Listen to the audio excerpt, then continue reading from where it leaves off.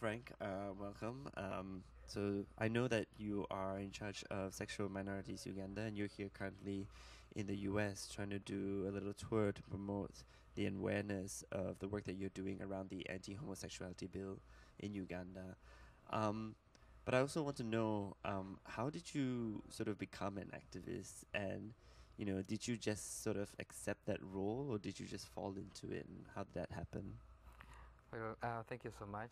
First of all, I'm happy to be in Philadelphia. Um, well, I don't have a direct answer to that because I did not choose to be an activist. Actually, if someone had put out an ad, like an advert for an activist, a gay activist in Uganda, I don't think I would take the job. I would just totally refuse it. But how did I start and how did I get involved?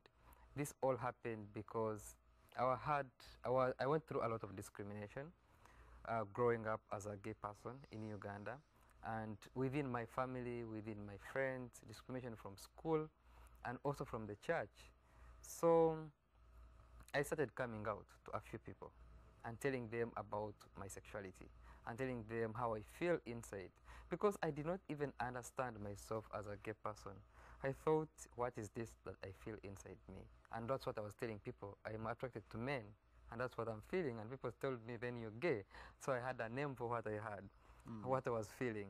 And then after that, I started reaching out to other now gay people, people who feel like me. I wanted to talk to people who feel like me, people who are like me, because I didn't want to be alone. I thought I was alone in the world.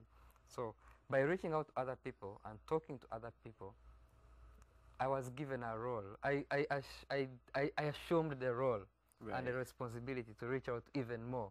And then when I had all these people that I was reaching out to, I felt the need now to try and protect ourselves, to Mm-hmm. try and protect myself. I mean, I could say it was selfish. Like, I wanted to ask the government of Uganda, why are you even calling us criminals? Why are the religious groups saying all the false things about us? Why are they talking? What they are saying in the media is not me. It's not the Right. people I'm talking to. It's not my friends. It's not any of the gay people I know. So it's totally different. So I started speaking out in the media or different occasions.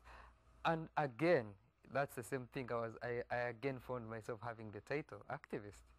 You know, like what I was doing gave me the name. So it just sort of Yeah, fell into your it lap, just and you it just fell sort of into my life, and that was about the time I was leaving university. That's the mm-hmm. time I graduated from university, and I couldn't go and get a job anymore because I was already out, and no Right. one would employ me, so I couldn't get a job. But like I said earlier, if they had put out the job ad there, I wouldn't apply for I it. know. I wonder Never. what it would say, like gay activists to be discriminated for life with no job. No, I That's mean, that would what, probably it may be probably because they want the ad people to apply for the job. They would say, "Get activist. You have to have these qualifications and this and this exactly, and this. A good background in human rights, maybe a master's degree in campaigning and strategy." exactly. I'm like, And then, but when you read the ad, you wouldn't read those ones. You'd read exactly. hated by my family, beaten on the Yeah. streets, harassed by my friends, losing friends, not going to church, So not being able to shop. yeah. So you've had all these things that are thrust upon you. You need all these skills, like you say. You need a master's in human rights. You need masters in campaign finance and stuff like that. Where do you sort of gather those skills in order to do the work that you do? Well, what happened is the reason, like I said, I became an activist is because I wanted to reach out to people and help people. And then the other thing is because I was angry and tired of all the way we are Mm-hmm. being treated in the country, the way we are being discriminated. And then when we got into organizing, and now I joined with other people in Uganda who were also advancing the rights of LGBT people, we felt a need to organize and have structures in place, to a need to try and come together and strengthen the movement. And through that, we've now started reaching out to human rights organizations that can give us technical support in terms of Mm-hmm. skills and strategies. And also, um, the way of empowering our own movement is by sending people back to school. Right. because we know very many LGBT people have dropped out of school because they've been thrown out of schools or thrown out by their families who can no longer pay their tuition fees. So by sending back people to school, we are getting the skills, because we want our own movement to have the qualified people to come back and work within the movement. And also, some human rights organizations have come on board, and they have helped us with some, develop some strategies. I've got trainings in so many different things. Whenever there is a chance and I'm offered a training, I go for it if it's going to help the movement. I've done a little bit of a little bit of journalism training to be able to send out the stories, create blogs. So that helps me in my doing advocacy work, sending out the information stories on my own space. Right. Yeah, and I pass on that to other people, other groups my other groups and my other colleagues. And also, we've had people who have come in and trained us on creating structures, management training, and also organization management, and that's how we've been able to organize. It's great that you're getting all this support, you know, to sort of empower a movement. And people realize that you not only have to be, you know, passionate, but you got to be smart about it as well and stuff like that. But in talking back about the support, I'm glad that you're getting that support. But what about sort of the negative environment that you are in as well? You know, the sort of, I want to hear a bit about the work that you're doing, you know, in Uganda, and why is it that you are doing this? Well, even part of the reason why we try to put all these structures in place and try to get like organize our own movement, because that was not the initial cause of our struggle. The initial cause of our struggle was to fight for LGBT rights, and the cause for the struggle was to liberate LGBTI people in Uganda, because that's our vision, a liberated LGBTI movement of Uganda. But because we're up against a lot of forces, like all these forces that are well organized. For example, the anti-gay groups in Uganda, they are well organized and they are big in numbers. They have got a lot of money. They have they have PhDs and master's degrees in strategic planning, in campaigning and everything. And so they are so organized.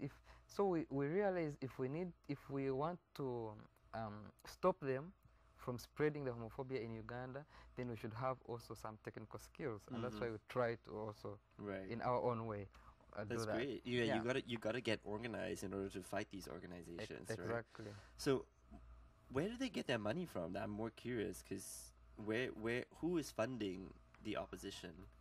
Well, most of the anti-gay groups are funded by religious movements, mostly by the evangelical movements. And most of the money comes from here, from the United States. Yeah. Oh, wow. And even some of the groups were getting government money, like money from USAID and PEPFAR, was coming in to do other work. But because it was going to Christian groups, these Christian groups were using that money to for their own hate campaigns. So let me get that. So USAID were going to Christian groups, and these Christian groups are then funding the anti-homosexuality movement. Actually, some of them are doing. They are actually doing the actual work of homophobia. The groups themselves, like Pastor Martin Sempa, he was receiving USAID money. He's the biggest leader of the anti-gay movement in Uganda. That's crazy. That's absolutely crazy. So, you know, how long have you been, you know, an activist? How long have you been doing activism?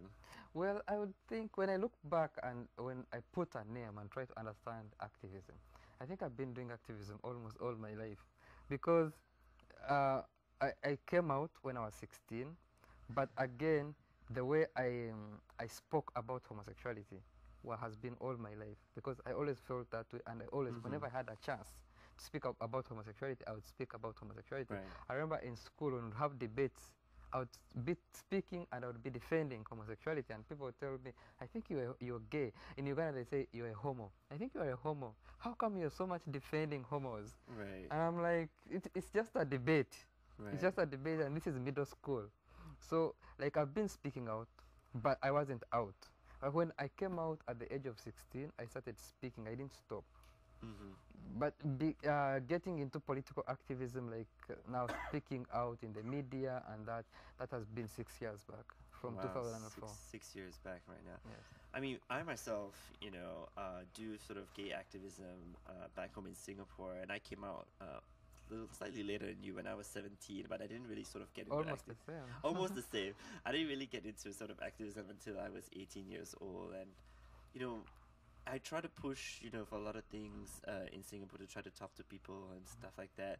But along the way, you sort of get very tired, and you get, sort of this wariness, that because you don't see results and you don't see change very quickly. So I'm wondering, sort of, what keeps you going? What makes you sort of get up every day and say that yes, I still want to fight for gay people in Uganda? Well, I don't see a lot of change in terms of political change in Uganda, but I see a lot of change in terms of our own community. And that keeps me going because on a daily basis, so many people want me to help them come out. On a daily basis, so many people want me to help them understand their sexuality. On a daily basis, people come to me when they have got issues with their own sexual orientation, and they just want to understand how I have dealt with it, how I've been able to how I've been able to deal with all the homophobia that is surrounding me, and how they can deal with it themselves. And I try to help them, and that to me keeps me going, like doing my work every day. So how do you help people come out? How do you, in a sort of very sort of deadly climate where you can get arrested and you can sort of, get thrown in prison for it, how do you encourage people to come out? Well, it depends on the situation and on the individual and how what kind of people surround this person. Because we engage in our conversation. If someone comes to me and tells me I want to come out, we begin with our conversation, and it's a process. I don't tell them after 1 hour that it's okay now, you're blessed, go and come out. Oh, bless. No, Yeah. I'm not like a preacher. Yeah, Say so sort of you baptize you you're as gay. baptized, you're blessed now, go Yeah. and come out. No, it's a process. I offer them my phone number, I offer them my support, I offer them my friendship, and tell them I'm always here with you. You can even just be out to me. Whenever you want to talk to a gay person, whenever you want to hang out with a gay person, I'll be there. We can talk, we can exchange information. And then the other thing, I give them my own story, my own example. I came out someone who was very close to me, someone who we shared no secrets. Okay. And I asked them if they have such kind of people in their lives, if they could come out to them. Sometimes people who know us, they understand us. Because in Uganda, they say homosexuals are being paid.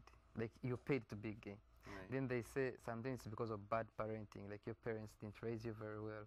And sometimes they say it's because you're raised by a single person. And sometimes they say it's because you have too much love with your mother. And sometimes they say we are being recruited and taught to be homosexuals. And sometimes they say maybe you've hung out with white people, that's how you become a gay person. So I tell if someone is coming out, I tell them, go and tell someone who understands you very well, someone who knows you very well, that person will not think about those things I just told you. Because when I came out, the person I came out to, this is someone who knows I have had very good parenting. This is someone who knows I've had good education. This is someone who knows I have got anything I need at home. Like, I have the basic things I need at home, not to go and look for money anywhere else. And this is the person who knows that no one has paid me to feel the way I'm feeling. And this is someone who knows and understands me, that this is me. If I'm saying I'm gay, that's me. That's what I am. So it makes it easy for those people, because those people will go and tell someone else that my brother is gay and I think he's gay. Right. He's gay and I think he's gay, or he's gay and he's gay. Right. But there's someone saying, my friend is gay. I think the white person he hangs out with has made him gay. So, it If only we had those powers. yeah, I wish. So it creates that difference, because that, I don't know the setting here. I don't know how it's perceived here and in other places. But in Uganda, if you tell someone you're gay, because I tell some of my friends I'm gay, I said, dude, you can't be gay, you're not white. And I'm like, do I have to be white to be gay? Like, you can't. Yeah, I mean, white people are the ones who are supposed to be gay. You're an African, you can't be gay. What about marriage? What about children? What about Exactly.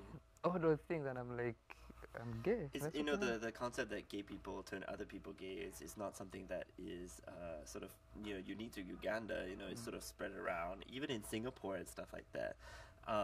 You know, and I tell them, you know, sometimes I wish I had those powers because there are some cute boys I want to turn gay too. You know, so if only I had those powers, if only I had those powers. But you know, sort of, you know, it's great that you're sort of, you know, offering your friendship and you're getting, you know, to know people one on one and stuff like that. Do you intend to find a boyfriend in Uganda? Well, I'm in a relationship that I've been in for 3.5 years now. That's wonderful. That's Yeah. wonderful. Is he Ugandan? Yes. That's He's great. Ugandan. So then, Yeah. how I just can't imagine now, like sort of that whole angle whereby, you know, you have, you know, the media going on you, and then you have the politics going on you, and then sort of now this is maintaining a relationship. That must be like a nightmare. That's like a complete nightmare of like how you sort of manage to. How do you find balance? How do you find, you know, sort of ways to divide yourself in so many places and making sure that those places receive equal attention? Well, first of all, I would say the media has been the worst problem within my relationship. Because Those damn my paparazzis. boyfriend is not out, and they out him a lot. Whenever they have a chance to, they out him, and whenever most times when they're talking about me, he comes into the picture somewhere somehow. But and he can't like take the pressure. You know, the pressure sometimes is so much on him, and also his family has puts a lot of pressure on him because of he. I mean, he's not out to his family. He keeps telling them he's my friend, and I can't stop being his friend because he's gay. Well, because I have no problem with gay people, and the family is like, but the media is saying he's your boyfriend. Right. They say that because we hang out together a lot. So he has to keep on having excuses all the time to his friends, to his family, and it's really difficult, you know, for him. But how do I find the balance? Well, I find myself, I do it. Sometimes I ask myself, how do I do it? I know. But I do yoga, but I don't know what you do. I just wake up every morning and say, I have to do what I have to do as Frank, because I don't, I don't come out and lay a timetable for myself that this is what I'm doing. I say I have to do what I have to do as Frank. If I receive a phone call of someone who has been arrested, I go there. If I receive a phone call of someone who is already in jail, and I'm going to risk being arrested myself by going to the prison, I just go. If I receive a phone call about someone who needs my support on coming out, I just meet them and talk to them. And then at the end of the day, I meet my partner and then we hang out. And I tell him about all those stories, and he laughs about it, and he's amazing and he supports me. Yeah. That's great. So, you know, there's a Frank, you know, that does, you know, activism, and then there's a Frank when, you know, with your partner. Yeah. And that sort of creates that balance. Yeah, and what we've done for us is we've shut like the world out of our lives. Like they can write anything they want about us, but we've shut them out. Like we don't see people. What when we are together, we just normal. We can, because we find ourselves like holding hands on the streets in Uganda and being cozy, and like we're going to get beaten and get killed, and it just happens. Like we just. But is it common for people in Uganda, two guys in Uganda, to hold hands? Is it like a Yes. brotherly thing? Yeah, it's very common. It's very common. Two people can share a bed in a hotel. But the problem will come if an African guy or a Ugandan guy is sharing the same hotel room with a white guy. Then they're going to say that those are gay people. But Right. if you come two African guys and say, what, a single room, you can even take this very small bed. They will not care about anything else. They are broke probably. They don't have the money to pay for a double room. So it's very much sort of, you know, people in Uganda still see being gay as a white thing, like the white people brought And it here. then the Ugandan culture, Ugandans are so friendly, you know. They're so friendly and they are so close to each other. You know, the communities are close. The society is that closed society where you go to a village and every person knows everyone. That's how close people are in Uganda.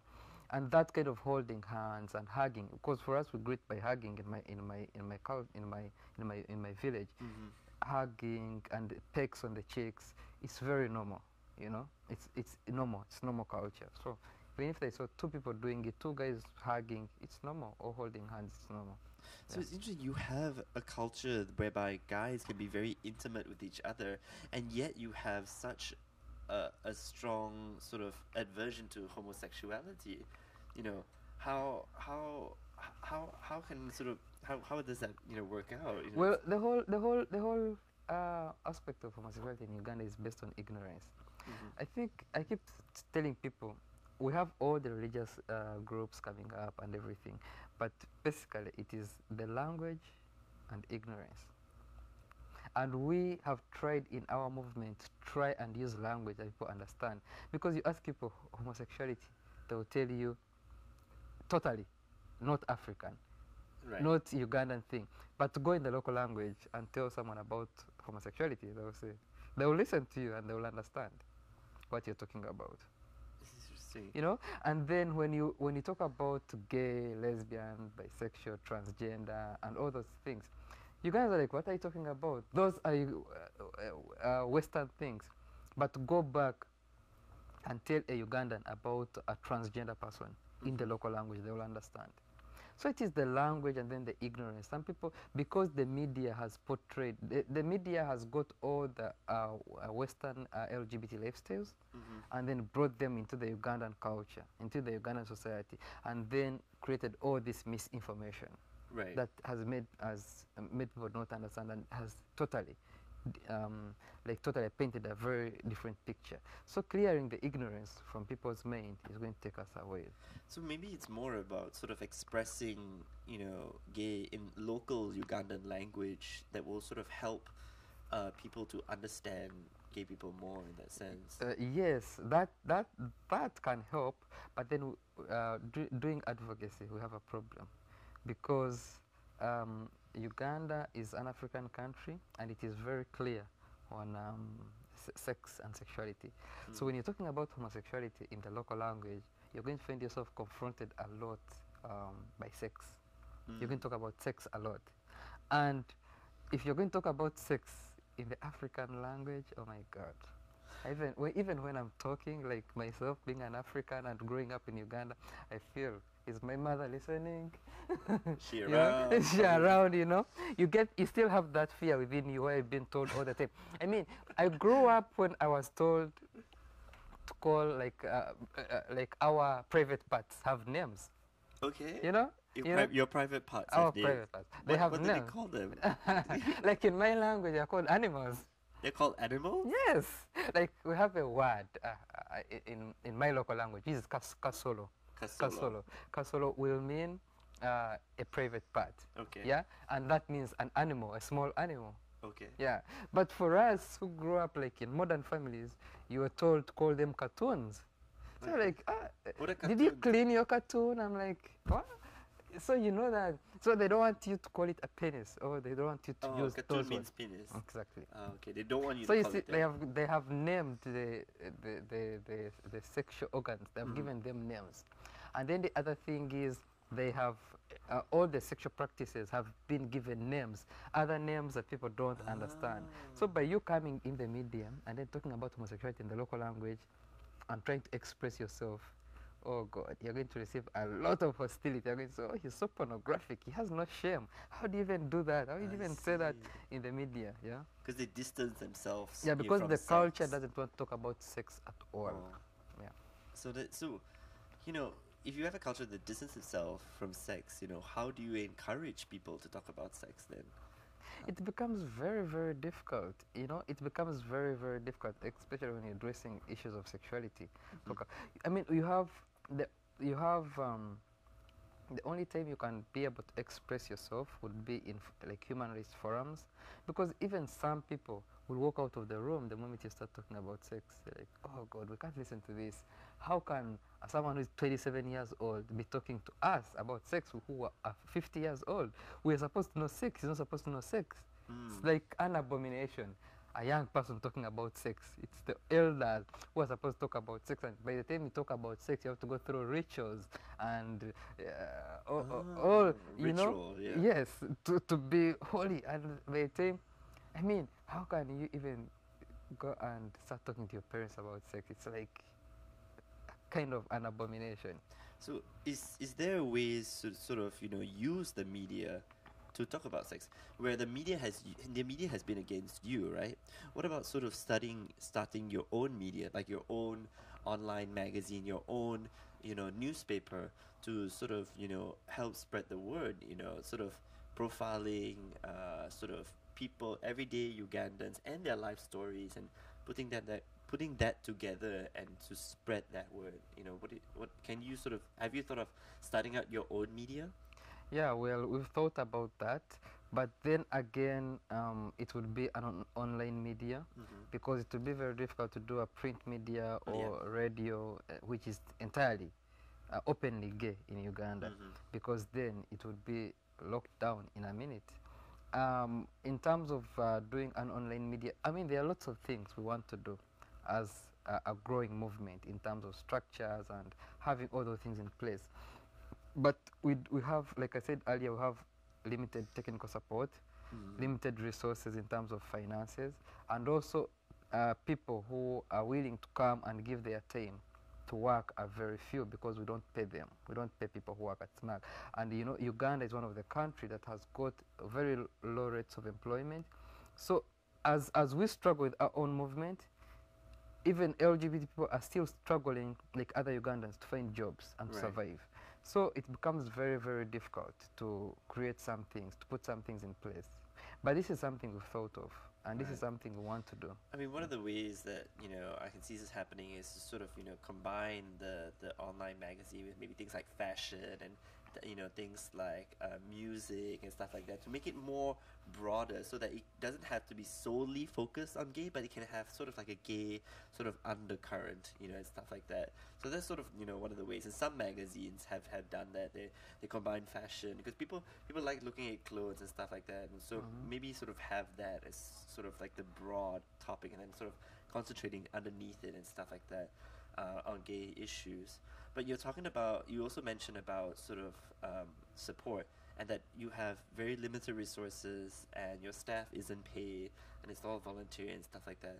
So now that you're over here, you know, and you've done all these tours, and you've done all these interviews and stuff like that, how can people contribute? How can people make that connection with SMUG and Uganda in order to help? Well, people can donate to us. We have a website that right now people can go online and give donations. That's What's that called website? getbygod.net. Mm-hmm. And people can donate and say donate SMAG. They can give donations and we receive the funds. Yeah, people can send an email to me, Frank Mugisha, sexualminoritiesusuganda.org, and then we can find a way of receiving any kind of donations. But we accept any kind of donations because we need it. Right. So, gaybygod.net, and Yes. then Frank Mugisha at sexualminoritiesusuganda.org. .org. Okay, great. So, one last question, sort of, what has been sort of your most interesting experience here in America? Tell me. The snow. The snow? You've never seen snow before? Yes, the big snow. The big The snow. big snow. But I would say that, sometimes when I look at when I look at America, and I look at how friendly people are towards LGBT people, and I look at how people are very open. I mean, I just look back and say it's only 14 hours from here to Uganda, and it breaks my heart that Ugandans are very, very, very homophobic. And here you find a whole lot of people who are friendly and welcoming and understanding of LGBT. Why can't we get at least 10% of that? Well, thank you. Thank Thank you. you. Thank you very much.